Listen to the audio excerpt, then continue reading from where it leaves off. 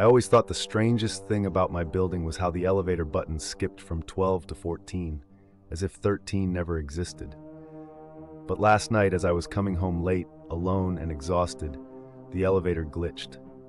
The button for 13 flickered to life, unprompted. I laughed it off, telling myself I pressed it by accident, but my finger was nowhere near. I should have taken the stairs. If you stick with me, I'll tell you what was waiting when those doors slid open. The elevator shuddered, the lights humming with a sickly yellow glow. When the doors parted, the hallway beyond was wrong, familiar but warped. The wallpaper was the same faded floral print my mom picked out when I was a kid, but it was peeling, and the air smelled like soil and mildew. At the end of the corridor, I heard her voice clear as day. "Sweetheart, dinner's ready."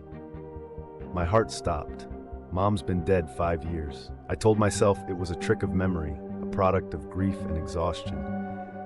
But her voice echoed again, this time closer. I stepped out, drawn in by the impossible comfort of her call. The hallway stretched longer with every step. Doors that should have led to neighbors' apartments were now marked with names I didn't recognize, some scratched out, others written in a child's shaky hand. The light overhead flickered, and shadows danced along the floor. I kept walking until I reached my old apartment door, number 1301, which doesn't exist anymore. When I touched the knob, cold seeped into my skin, and Mom's voice now sounded urgent, desperate. "Don't leave me alone in here." The door swung open by itself, revealing a kitchen set for dinner, my childhood favorite meal steaming on the table. Mom stood with her back to me, her frame impossibly still. I whispered, "Mom?"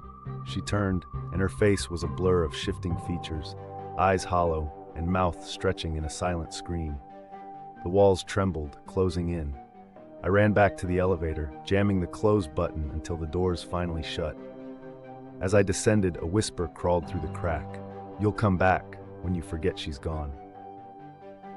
I haven't used the elevator since, but every night I hear dinner being served on the floor that shouldn't exist.